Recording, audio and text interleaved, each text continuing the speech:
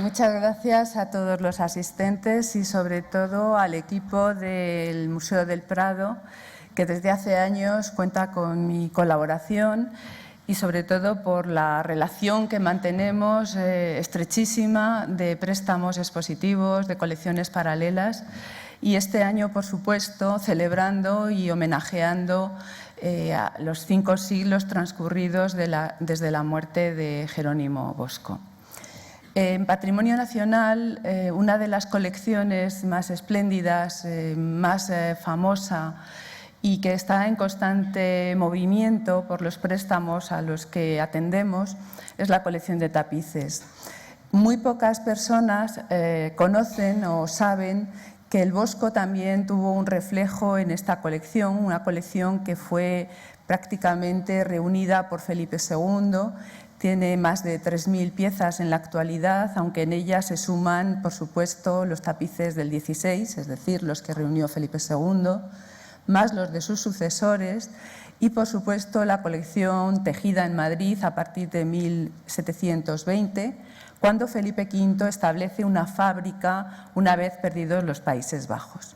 Cuando Esther de Frutos, la directora del equipo de educación del museo, Paloma Málaga y Elena Campos, que es quien me ha presentado, me pidieron colaborar en este ciclo de conferencias, por supuesto les agradecí muchísimo su invitación y acepté sin duda. Sobre todo porque este año, además de esta exposición en la que a ustedes he estado observando al público y creo reconocer a personas que previamente han estado en la exposición que yo misma he estado recorriendo. Además de esta exposición del Prado, el Patrimonio Nacional, las antiguas colecciones de la Corona, ha organizado también una exposición conmemorativa en el Escorial, centrada, por supuesto, en la colección de tapices. La invitación que recibí del Prado me pedía, en particular, que hablara de esta colección y que demostrara cómo el Bosco fue un pintor reconocido en su época y, desde luego, a posteriori. Es decir, nosotros actualmente consideramos al Bosco uno de los pintores más famosos. Tenemos una sensación de proximidad, casi de cotidianidad con él, porque forma parte también de esa memoria colectiva. Y sobre todo porque sus pinturas son tan enigmáticas que tienen ese punto de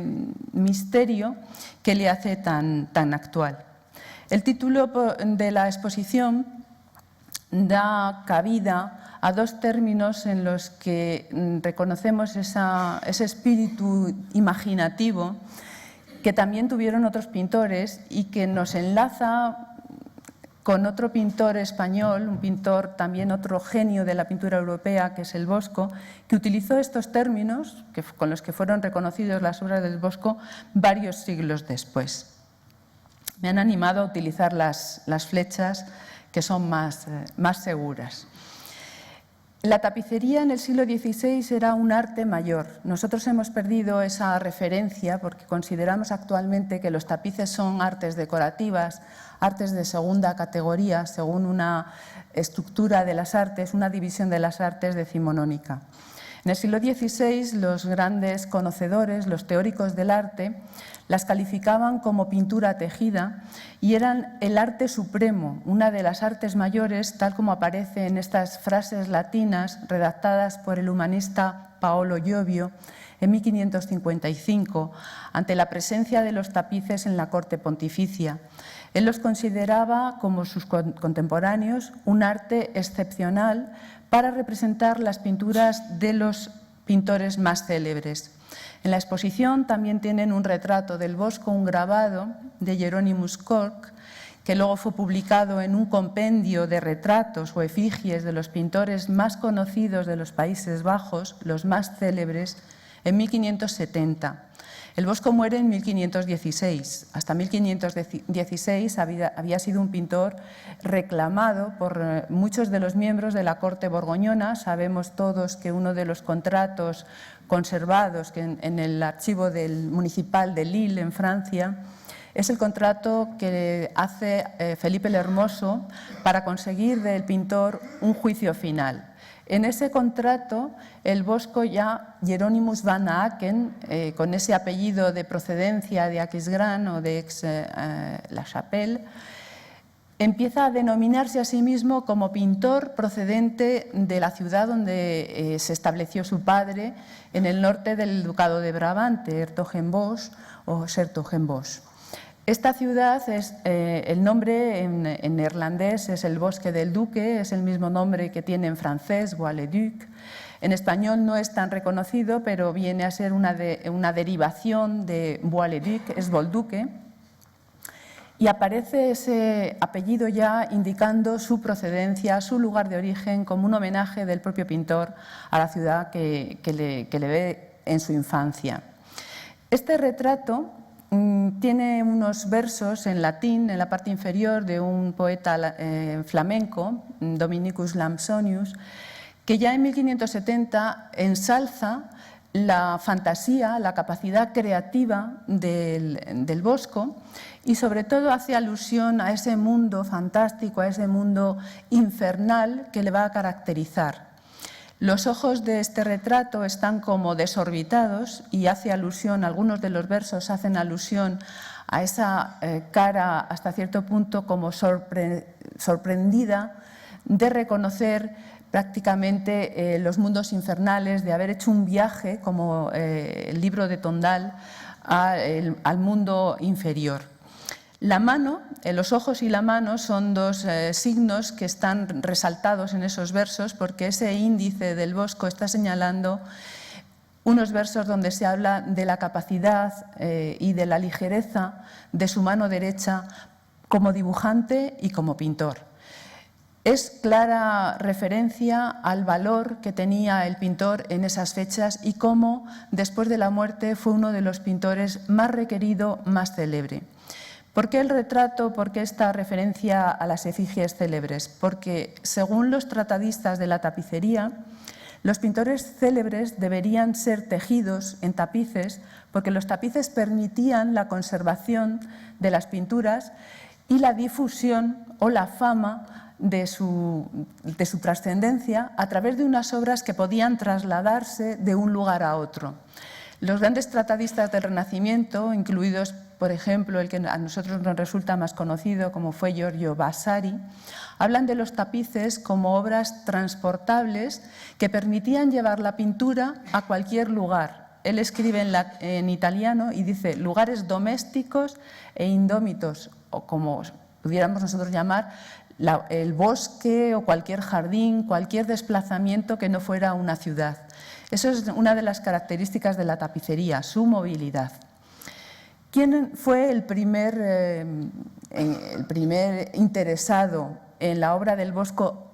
tejida? Pues fue un francés, fue Francisco I de Francia, rey de Francia, de la Casa de Valois, quien a partir de 1525, después de su derrota en la batalla de Pavía frente a Carlos V, parece ser que conoció la colección, una vez que estuvo encarcelado en el Alcázar, conoció la colección real española y eso le motivó en su espíritu de mecenazgo a encargar diferentes tapices a las manufacturas de Bruselas que en ese momento eran las más célebres. Francisco I, para él trabajaron diferentes comerciantes, hombres de negocios. Aquí tienen dos retratos, el retrato de Francisco I prácticamente después de la batalla de Pavía en 1527 y el retrato de uno de los comerciantes más famosos flamencos que estuvo al servicio de la corte francesa, Joris Bezeler, del cual se conserva este magnífico retrato de su boda. La novia también está retratada y se conserva en Washington. Fue un joyero, un encargado también de conseguir joyas y diamantes para la corte francesa, pero el mejor y el más conocido de los comerciantes de tapices flamencos. Se cree que pudo ser él el intermediario entre Francisco I y la manufactura de Bruselas, que realizó una serie que solo ha sido conocida a partir de 1970, puesto que hasta esa fecha en la que se descubre y se transcribe el inventario del tapicero mayor de Francisco I, no se conocía que existiera una serie de tapices tejidas sobre los dibujos del Bosco. En este inventario, del cual ven ustedes en pantalla una fotografía, de la página donde aparecen asentados los 5 tapices de los dibujos de Sant de Bis de Hieronymus Bosch. En ella nos dan no solo la referencia a que estaba inspirada en los cuadros o en los dibujos de Jerónimo Bosco, sino que nos da los títulos de los paños, algo que no suele ser frecuente en los asientos de tapices porque se remitían simplemente al título de la serie y a un orden numérico de los paños dando las medidas. En este caso nos da los nombres de cada uno de los paños en el orden en el que aparecían en el inventario de 1551 de Francisco I. Está San Antonio, está el elefante de la guerra, que en la exposición está representado por un grabado, San Martín rodeado de diferentes mendigos, el carro de heno y la última pieza, la más grande, es lo que nosotros conocemos como el Jardín de las Delicias, pero que en el inventario de Francisco I aparece reseñado como el mundo, el infierno y el paraíso terrestre. En ese orden, San Antonio, yo les voy a presentar ahora las 4 tapicerías conservadas y un dibujo, un grabado, en el orden en el que aparecen en el inventario de Francisco I. Este paño del elefante se ha perdido, en la actualidad no se conserva ningún tapiz con esta representación, pero gracias a ese inventario y a la referencia que nos da del título, el asunto representado, está claro que se refería a este grabado que hace Alain Duhamel, que era contemporáneo del Bosco y que también está representado en la exposición, de una composición del Bosco grabada por este mismo pintor, arquitecto y grabador. En una colección española, gracias a la exposición que se celebró hace prácticamente 16 años en Rotterdam, se conoció la existencia de este otro lienzo, que podría ser también un lienzo a posteriori de la obra del Bosco, pero que nos da una visión cromática del elefante de la guerra en una colección española en Navarra, en una colección privada. El segundo tapiz, según ese inventario, sería San Martín y los mendigos, el cuarto es el carro de heno y el quinto el Jardín de las Delicias. Sin duda, todos ustedes habrán reconocido 2 de las pinturas más emblemáticas, más conocidas, los 2 trípticos de la obra del Bosco. El Jardín de las Delicias, que perteneció a Diego de Guevara. Diego de Guevara era uno de los nobles desplazado a Flandes para establecer y llegar a un acuerdo de matrimonio entre los hijos de Maximiliano y María de Borgoña y los reyes católicos. Él era el representante de los reyes católicos en los Países Bajos y fue el ayuda de cámara de Juana la Loca, de Juana de Castilla, que se casa con Felipe el Hermoso. Diego de Guevara formaba parte de una élite vinculada a la corte borgoñona, que estuvo también muy relacionada con Hertogenbosch, con la ciudad donde desarrolló su actividad el Bosco, porque formó parte de la cofradía, que todos ustedes también ya habrán leído, a la que perteneció el Bosco, que era la cofradía de Nuestra Señora. Él era uno de esos miembros y muy probablemente en los capítulos de esa cofradía es donde entraron en contacto, y a Diego de Guevara se debe la compra, al menos estaba en su colección, del carro de heno. La colección de Diego de Guevara la hereda su hijo Felipe de Guevara, que nació en Bruselas y que fue uno de los primeros tratadistas de la historia, podemos decir, de historiador del arte español, que hizo estos comentarios de la pintura, cuyo manuscrito conserva la Biblioteca del Prado y que está expuesto en la exposición. Fue editado en el siglo XVIII, como ven ustedes abajo en la edición de Madrid. Y en estos comentarios se le considera a Felipe de Guevara el primer crítico de la obra del Bosco. Él la conocía directamente a través de la colección de su padre, y por sus conocimientos de arte también se le considera el primer historiador de la tapicería y el primer valedor de la tapicería como arte y como pintura tejida. En estos comentarios así la define. Este tríptico, del que existen 2 ejemplares, el que se conserva en el Escorial y el que conserva el Museo del Prado, La tabla central es la que sirvió de modelo a los cartonistas, es decir, los pintores que hacían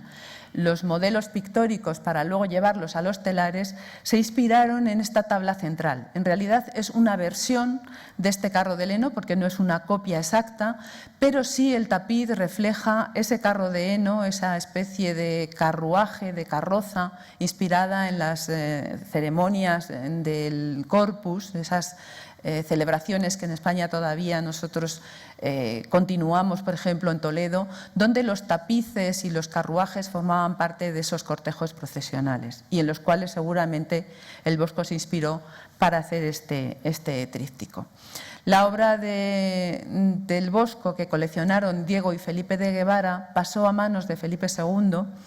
después de la muerte de estos mecenas,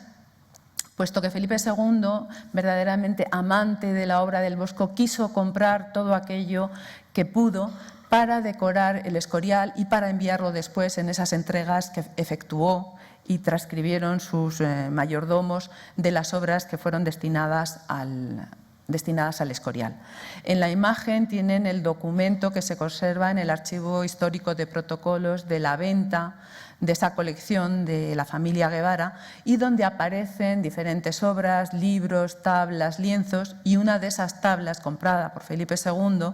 es la del carro de heno de Jerónimo Bosco. La segunda obra reconocible por todos nosotros en esa secuencia tejida es el Jardín de las Delicias, y las últimas investigaciones han demostrado, o al menos ofrecen una hipótesis bastante cierta, de que la obra fue encargada por otro de estos nobles vinculados a la corte borgoñona de Maximiliano y, por supuesto, de Felipe el Hermoso, como es Engelberto de Nassau, o Nassau. Engelberto de Nassau parece ser que fue el mecenas que encargó el tríptico de las Delicias, y la primera vez que se localiza, o que por lo menos es reconocida en público la obra, es en una descripción que hace un secretario de la corte pontificia en un viaje que celebra a los Países Bajos para presentarse ante Carlos V y rendirle honores, que fue el cardenal Luis de Aragón, y su secretario, que era Antonio de Beatis. Antonio de Beatis actuó como un periodista, hizo una crónica de ese viaje y en Bruselas describió por primera vez el Jardín de las Delicias en el palacio del segundo retratado de Enrique de Nassau, sobrino de Engelberto, que fue redactado el viaje y el diario en 1517, es decir, un año después de la muerte del Bosco. El Jardín de las Delicias, que se encontraba en el Palacio de Bruselas de la Casa Nassau, pasó al heredero de Enrique de Nassau, que es Guillermo I, o Guillermo el Taciturno, y allí se encontraba en Bruselas en las fechas en las que el duque de Alba también se interesó por la obra. En imagen tienen el conocidísimo por todos nosotros tríptico que nosotros llamamos del Jardín de las Delicias, pero que en esa descripción de Antonio de Beatis no aparece con este nombre. Fue el historiador Ernst Gombrich, de la escuela inglesa, sobre todo de la escuela iconográfica a la que pertenecieron diferentes historiadores, que está en el Instituto Warburg. Él reconoció en esta descripción de Antonio de Beatis, del cuaderno de viaje, la relación exacta con estas escenas que aparecen en las dos tablas laterales y en el centro, y algunos detalles que nos van a servir a nosotros también para luego reconocerlos en el tapiz, como la concha marina, donde aparece en la tabla central, o esas grullas que él reconoce como grullas, que son el demonio en la tabla del infierno. Esta es una imagen del manuscrito de Antonio de Beatis. La fama que alcanzó este tríptico supuso que el duque de Alba, durante su gobierno de los Países Bajos, se interesara por él, y fue él quien lo confiscó una vez que a Guillermo de Nassau se le expulsó del país, tuvo que huir de Bruselas, abandonó su palacio, y el duque de Alba se hizo dueño de aquel palacio y sobre todo del contenido. El el mayordomo mayor de Guillermo de Nassau quiso defender la salida del tríptico y luego sufrió encarcelamiento y torturas en la cárcel de Bruselas por parte de las tropas españolas al haberse negado al permitir al duque de Alba requisar ese tríptico. Pero finalmente el duque de Alba se hizo dueño del Jardín de las Delicias. Aquí ven una estampa terrible del duque de Alba como un Saturno y sobre los cuerpos decapitados de los duques de Egmont y de Hoorn, que habían sido amigos de Felipe II, pero que se habían decantado por los partidarios de la independencia de los Países Bajos y que fueron decapitados en esa locura del saqueo de Amberes y de Bruselas. Gracias a que el duque de Alba requisa la obra de Guillermo de Nassau, Felipe II se apoderará o se conseguirá apropiarse también de este tríptico después de la venta que hace un hijo bastardo del duque de Alba, que fue prior, y que consiguió Felipe II adquirirlo a la muerte de Fernando de Toledo y destinar la obra al Palacio del Escorial. Esta es una vista conservada aquí en el Museo del Prado de Perret, y los libros de entregas, sobre todo este libro de entregas, que es la sexta entrega al Escorial de 1593, donde aparece consignado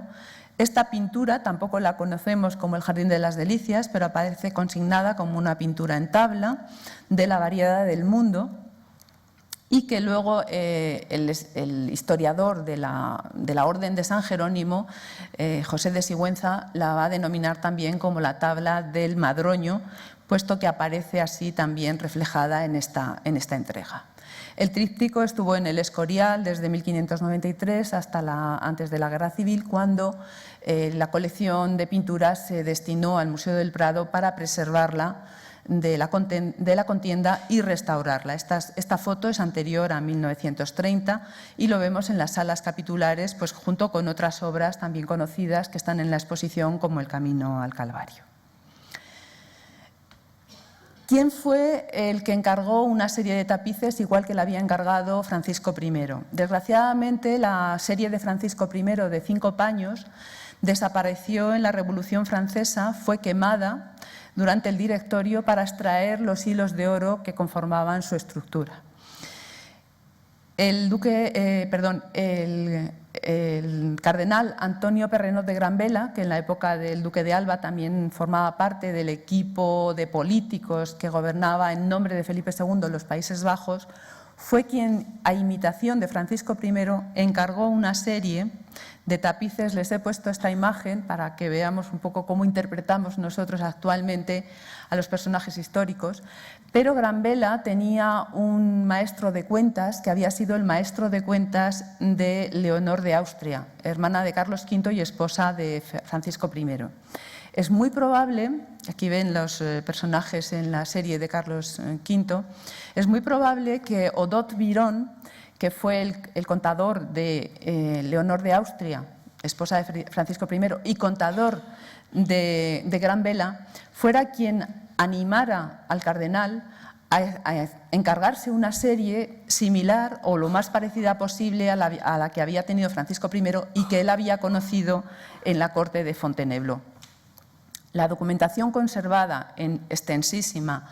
de cartas del cardenal Granvela, tanto en Besançon como en la biblioteca de Palacio Real, ha permitido localizar diferentes cartas donde se habla de esa tapicería. Y gracias a la localización por otra de las historiadoras del momento, Almudena Pérez de Tudela, de estas cartas en la biblioteca de Palacio, se ha podido fijar la realización definitiva de la serie del cardenal Granvela en 1560, puesto que en esta carta, entre el cardenal y el virrey de Cataluña, se habla de la tapicería que tiene el cardenal y cómo hay otros nobles que se interesan por ella y que quieren tener una copia. Esta carta en particular es muy precisa respecto a detalles que nos hablan de cómo se tejía en aquel entonces, cómo los maestros que tenían que intervenir en la ejecución de una tapicería tenían que ser expertos, porque tenían que saber trasladar la pintura al telar. Necesitaban de un vehículo intermedio que era el cartón sobre papel que se cortaba en las manufacturas para colocarlo detrás de la urdimbre y para dibujar las líneas compositivas que les servían a los tapiceros de guía. Nos habla también del material con el que se debían tejer las series, porque se habla de hilos de seda, hilos de oro, que se hacían, eran hilos entorchados en torno a un hilo de seda, una lámina de oro finísima, de una gran pureza, que se enrollaba como si fuera un alambre en torno a ese hilo de seda y con la que se tejía también la trama para crear la composición figurada. ¿Quiénes fueron los tapiceros? No, lo desconocemos. En estas cartas nos hablan de 2 tapiceros que estaban preparados para hacer una tarea semejante. Nos habla de los cartones, pero tampoco nos habla del cartonista. Creemos, los historiadores, y así se han ido sucediendo desde el siglo XIX, la atribución a Bruegel, que fue uno de los seguidores más importantes del Bosco, que estaba casado con la hija de un gran cartonista que fue Peter Coek van Aelst. Esa relación familiar muy probablemente le hizo familiar también a las manufacturas y seguramente fue él el cartonista de la obra. Los hilos metálicos, este es un detalle amplificado gracias al cuentahilos. Los hilos con los que están tejidos estos tapices están tejidos con sedas y oro, como decía esa frase de la primera diapositiva, tejidos con oro y con sedas de todos los colores. El oro probablemente procedía de Milán, igual que procedían los hilos con los que habían sido tejidos las series que se estaban tejiendo en esos momentos para Felipe II, como el Apocalipsis, o la anterior para Carlos V de la conquista de Túnez. Como veis, es un oro que brilla muchísimo, son oros purísimos, son láminas de oro muy puras que no tienen aleación y por tanto no han oxidado, combinadas con las sedas, probablemente de Granada, como las mismas que se tejían para estas series, tintadas en todos los colores con los que se intentaba copiar la paleta del pintor. La serie de la que presento las imágenes, por supuesto, no es la serie francesa, puesto que se destruye en el siglo XVIII, es la única serie conservada en el mundo y que tenemos la gran suerte de tenerla en las colecciones españolas, en la colección de la Corona Española. La serie solamente conserva 4 paños, nunca tuvo 5, la de Gran Vela y la de Francisco I tenía ese paño perdido del elefante de la guerra y la colección española contiene 4 paños, nunca en sus inventarios se estuvo conformada por 5, de manera que podemos considerar que nunca llegó ese 5.º paño a la corte española. El Jardín de las Delicias, que está inspirado exactamente, es una transcripción literal del tríptico que tienen en la exposición. La única diferencia es que los tapices, como los grabados, invierten la composición, de manera que donde en el cuadro vemos a Adán, en la tabla está Eva, está invertido como en un espejo. Esta imagen es muy significativa de los conocimientos teológicos que tenía el Bosco. Parece ser que está inspirada en los tratados de San Agustín sobre la Trinidad. Por eso, este Dios creador de Adán y Eva no es el Dios Padre al que estamos acostumbrados, sino que es una imagen de Cristo. Y es la forma de expresar que Cristo estuvo presente también en la creación de Adán y Eva. Una creación en la que la energía se transmite entre todos los personajes que forman parte de esta tríada, puesto que Cristo está sujetando la mano de Eva, tocándole la muñeca, como tomándole el pulso, y Adán está tocando el pie de Cristo, de manera que hay una especie de fluido de energía entre los 3 personajes. Algunos detalles naturalistas que demuestran que conocía también, como en la última conferencia me han comentado, yo no tuve la suerte de estar, pero me han comentado que se presentaron los manuscritos en los que probablemente el Bosco se surtió de inspiración escrita y de inspiración iconográfica. Este animal, esta jirafa, es una transcripción literal de un manuscrito de Ciriaco de Ancona, que fue uno de los primeros que viajó por Egipto y que dejó también otro diario de su viaje con imágenes pintadas, y está calcada exactamente de ese detalle. La concha que llamó la atención de Antonio de Beatis son estas valvas de molusco que aparecen en la tabla y en el tapiz, en la escena central, en este caso realzadas con ese hilo de oro, porque todas esas estrías que forman la concha, que tienen de lejos en esta imagen ese tono amarillo, están tejidas con oro para dar sensación de volumen y crear esa forma cóncava que tiene la concha, donde una pareja está copulando y el marido está trasladando esa concha sobre sus hombros como una alegoría del adulterio. Y el naturalismo, que es típico de los Países Bajos y desde luego una fórmula que los tapiceros empleaban constantemente en las cenefas, estaban muy acostumbrados y sabían transcribir perfectamente como son todo este grupo de pájaros que están en esa laguna donde hay diferentes personajes comiendo los frutos que reflejan el amor. Aquí vemos la dificultad de crear transparencias para los tapiceros, como todos estos detalles, esos tubos de cristal que en el óleo se pueden hacer gracias a las pinceladas con las que el pintor va creando sus propias transparencias. En la tapicería, el tapicero solamente puede justaponer hilos unos junto a otros, pero tenían tal pericia que podían conseguir esa sensación de transparencia. Este es el árbol que se considera un madroño y que a través de esa descripción del libro de entregas va a perdurar en las referencias españolas del título del Jardín de las Delicias. Los tapiceros fueron precisos en todo, precisos en las composiciones y precisos en los detalles.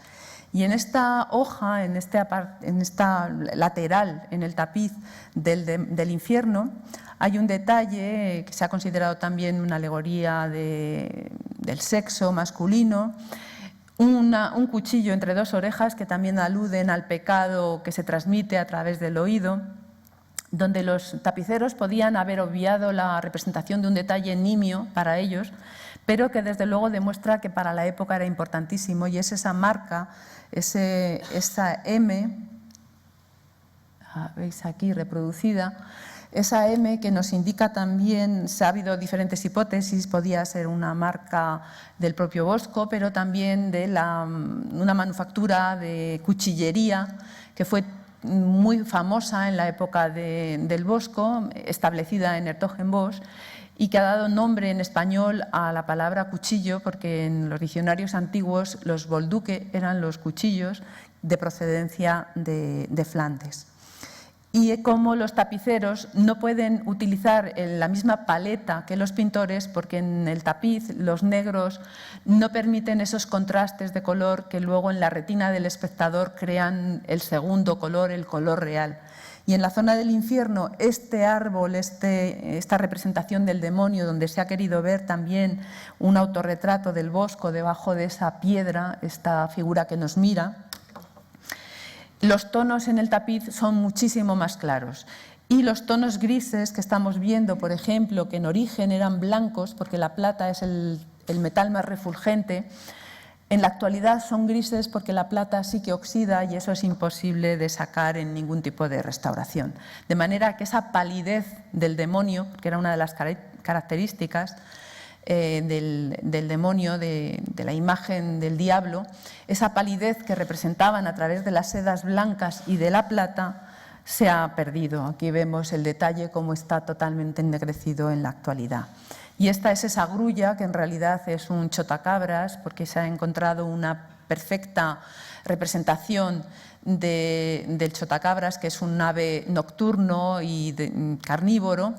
con esta representación del demonio que traga a los condenados completos. Y esto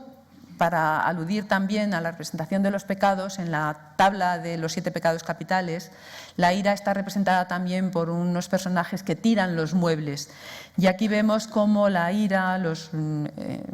condenados por este pecado capital, han jugado un juego de cartas, hay un dado también sobre la cabeza de la volubilidad, y de la suerte, y cómo están todos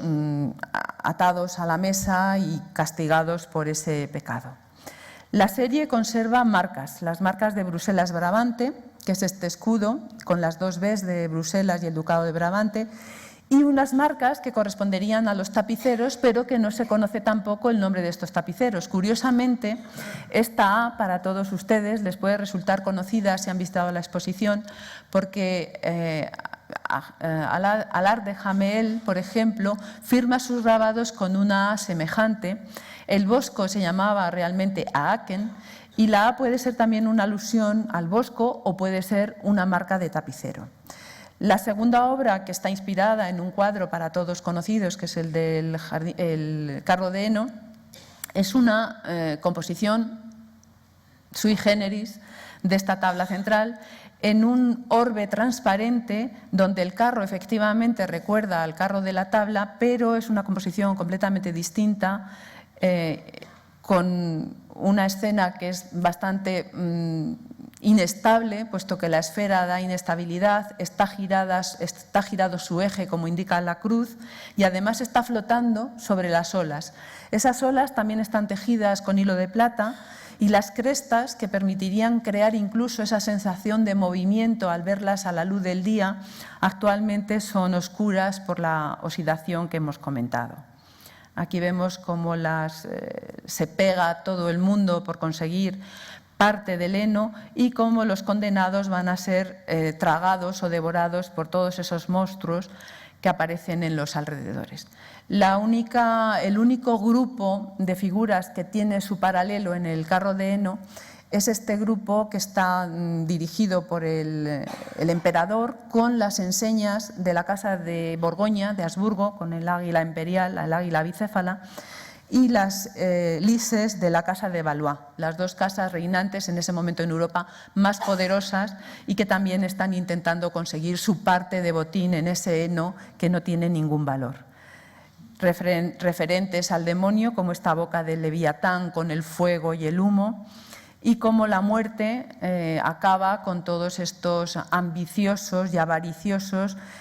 cuyos resultados pues, son la muerte, la guerra y las envidias, y cómo los peces que representan el infierno van a tragar a los condenados. Los dos últimos paños no están inspirados en ninguna obra reconocible del Bosco, aunque son estéticas muy similares, y la iconografía nos recuerda a otras obras también reconocidas del Bosco, como las Tentaciones de San Antonio.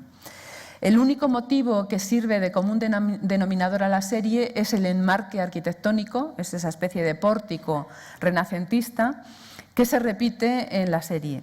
Y las cenefas externas, que son unas cenefas únicas en toda la historia de la tapicería, no se han vuelto a repetir. Para los que estudiamos la historia de la tapicería sabemos que las cenefas se reutilizaban, creaban estilo y se repetían en series a posteriori. Esta cenefa es única, no existe en ninguna otra serie,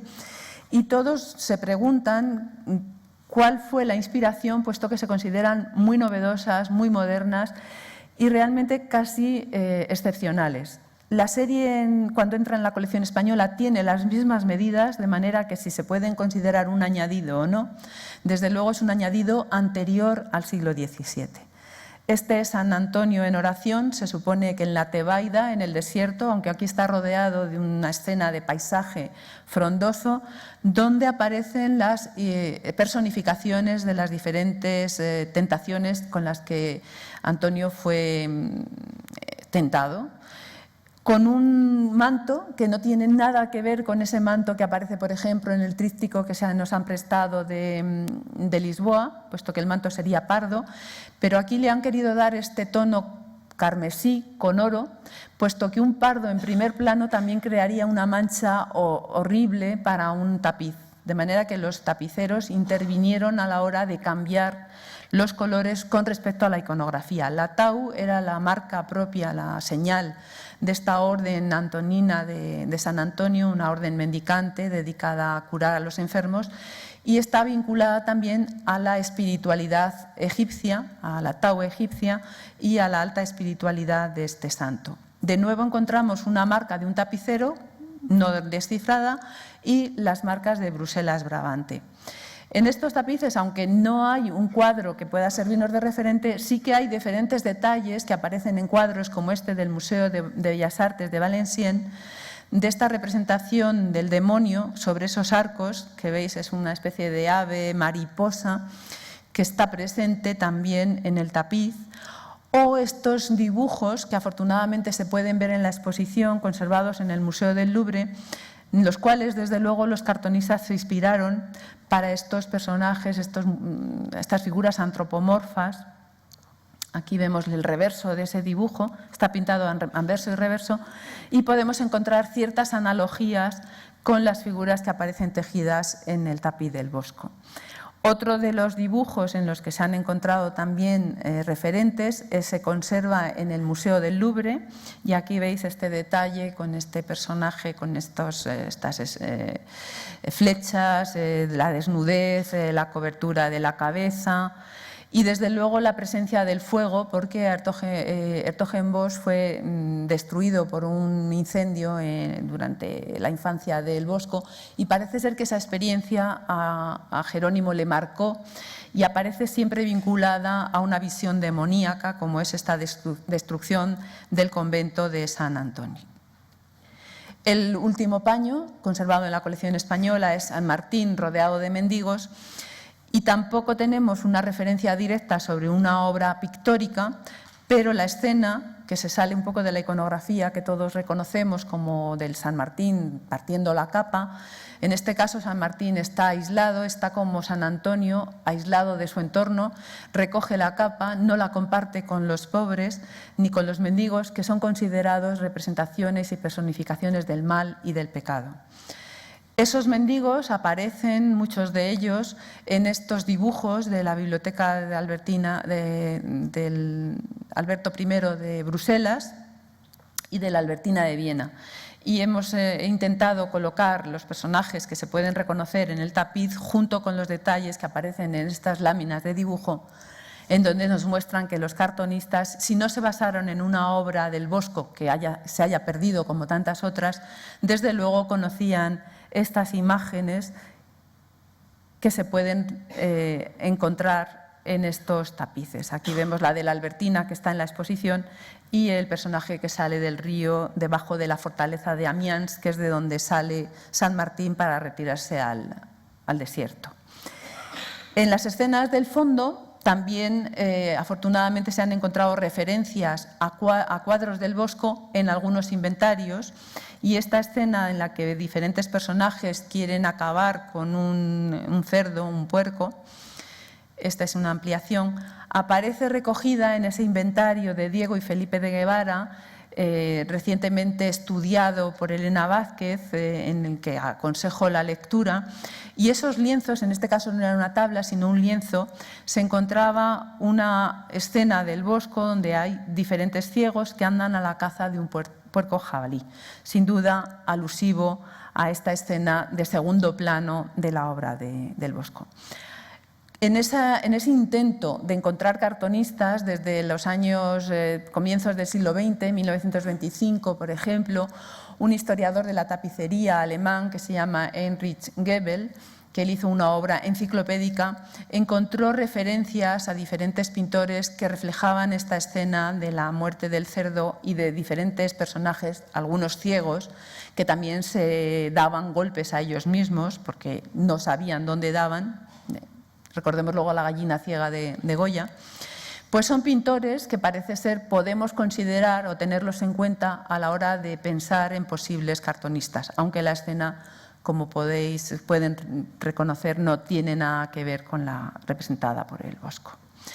¿Cuándo entró la serie a la colección real? Pues parece ser, según las últimas investigaciones, que a la muerte del cardenal Granvela él no tuvo herederos directos.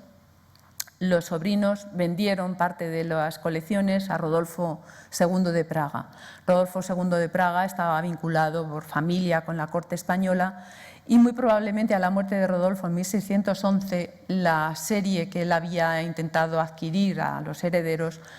fue legada a la corte española, a sus familiares, a Felipe IV. La primera referencia que se ha tenido hasta hace relativamente poco tiempo era la testamentaría de Felipe IV de 1666. Y en esa testamentaría aparecían recogidos los 4 paños del Bosco, los 4 que conservamos, tejidos con oro, dentro del apartado de la tapicería de oro, es decir, la más rica de las conservadas en la colección. Esta es la transcripción de ese asiento, una tapicería de Jerónimo Bosco. Aquí no se dice sobre dibujos, sino que ya se le atribuye al Bosco. Y no se dan los títulos, pero se dan las medidas. Y esas medidas de los 4 paños permiten reconocer cuáles son, desde el primero al cuarto, puesto que los 4 paños tienen diferente medida. La única medida exacta, o que tienen todos parecida, es la altura. Se da en anas, era una medida propia para medir los tapices, no llegaba al metro. Y la altura de los 4 paños es prácticamente la misma, pero las longitudes son muy diferentes. Por último, decir que hemos conseguido retrasar la llegada de la serie, aunque dentro del siglo XVII, puesto que en Madrid también hubo una visita parecida a la de Antonio de Beatis y Luis de Aragón a Bruselas. Es una visita de un legado pontificio, que era el cardenal Barberini, también acompañado por un secretario, que era Casiano del Pozo. Y esta visita supuso la descripción, estos son los personajes que vienen a Madrid también a presentarse ante el rey y a presentar su misión de los estados pontificios a la corte española. Y este secretario, este retrato del secretario, también redactó un viaje, y en ese viaje describe por primera vez en 1625 la presencia de la tapicería en el Alcázar de Madrid, de manera que de 1666, que era la fecha que teníamos como la más la evidente, la que nos evidenciaba la presencia de la serie en la corte española, hemos retrocedido hasta 1625. Y lo que sí que hemos encontrado muy recientemente son una serie de datos que en el archivo del Palacio Real de la restauración y de la limpieza de algunas series que se trasladan con Felipe IV y con el príncipe Baltasar Carlos a la jornada de Aragón, a Zaragoza, a Pamplona, a Barcelona, para nombrar al príncipe como heredero de Felipe IV. En ese séquito real estaba el pintor de corte, estaba Velázquez, como mayordomo mayor. Como mayordomo mayor tenía entre las obligaciones decidir qué obras acompañaban en esos desplazamientos de la corte. Y sin duda creemos que él tuvo parte a la hora de elegir determinadas series de tapicería que se trasladaron en esos carromatos con los que se desplazaba la corte hasta Zaragoza y Pamplona. Y ahí reflejada está la serie de Jerónimo Bosque, con este nombre, Jerónimo Bosque, ya ni siquiera Bosco. Y creemos que esa presencia de la tapicería habla de la importancia del ceremonial y de la importancia de la serie del Bosco en el ceremonial de la corte española, apoyado por un pintor que seguramente apreciaba la pintura del Bosco como una de las más importantes de la pintura europea. Esta vista del yerno de Velázquez está hecha en ese viaje de Aragón, en esa jornada, y realmente nos habla de la presencia de la corte en estas ciudades, y fue en Zaragoza donde quedó asentado que el jefe del oficio de tapicería tuvo que remeter algunos paños, porque eran demasiado largos, para colocarlos en la iglesia de los Trinitarios, donde el rey y el príncipe se alojaron y donde se celebraron diferentes actos religiosos. Quiero terminar con el retrato del Bosco en una tabla, en un tríptico que Mencía de Mendoza, casada con Enrique de Nassau, mandó al Palacio de Valencia. Vemos cómo la presencia del Bosco en España también es dispersa, pero en ese tríptico, que actualmente se considera posterior a la muerte del Bosco, aparece esta figura que está inspirada en ese grabado que hemos presentado en primera diapositiva. Eso nos dice que la obra es muy probable que fuera posterior y que se inspirara en el grabado de Hieronymus Kork, y que aparece en esa tabla central del prendimiento de Cristo que está en la exposición. Sin duda era un pintor famoso, fue famoso para sus coetáneos, fue famoso para los posteriores. Actualmente ha tenido una influencia importante en movimientos pictóricos como el impresionismo, el surrealismo, el expresionismo. Y en algunos pintores como el genio español, como Goya. Este dibujo que se conserva en Berlín, de un búho en un bosque donde hay ojos y orejas, tiene una inscripción en la parte superior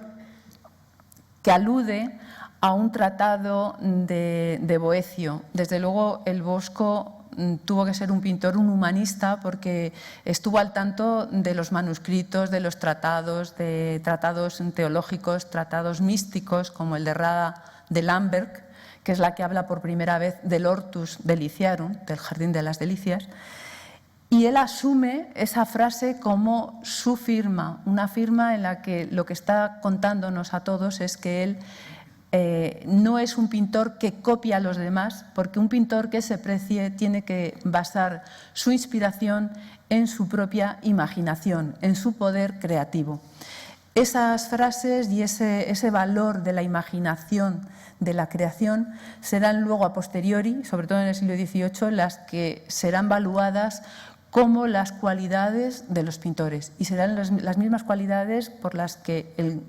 Goya, Francisco de Goya, será reconocido como un gran pintor. Y quería presentar ese dibujo que también alude a la capacidad de dibujante del Bosco, que será también una de las cualidades de los grandes pintores, con esa frase en la que dice: lo propio del espíritu más miserable es servirse de tópicos y nunca de invenciones propias. Esa es una frase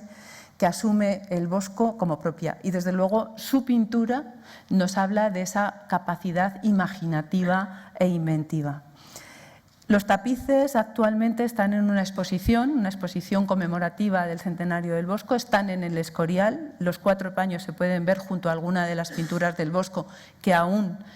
permanecen en las colecciones reales, y animo a todos a participar también de esa otra visión a través de un arte mayor, un arte que nosotros actualmente estamos intentando recuperar en sus cualidades estéticas, artísticas e históricas. Y recordarles también que las inspiraciones del Bosco fueron muy variadas, pero que a veces las encontramos en su propia obra. Como el Jardín de las Delicias es prácticamente el protagonista de mi conferencia y de la exposición,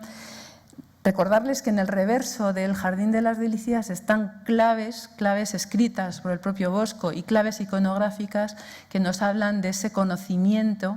que tuvo el pintor y de las fuentes que podemos reconocer que en ellas se inspiró y que realmente tenían un valor moral, bíblico y una trascendencia más allá de todas esas búsquedas e interpretaciones fantasiosas que a veces se ha dado a la obra del pintor. Este es un grabado del Liber Chronicorum de Hartmann Schedel del siglo XV,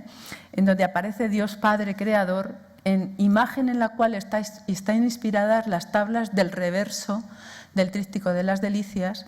con esa figura pequeñísima en una de las esquinas superiores que es copia de este Dios creador, en este caso sí es Dios Padre barbudo, con esa tiara. Y esa, llamémosla filacteria latina, recoge la misma frase que el Bosco inscribe en la parte superior de esas tablas del reverso, donde se alude a un salmo, no recuerdo el número, Salmo 32 creo, donde se habla de que Dios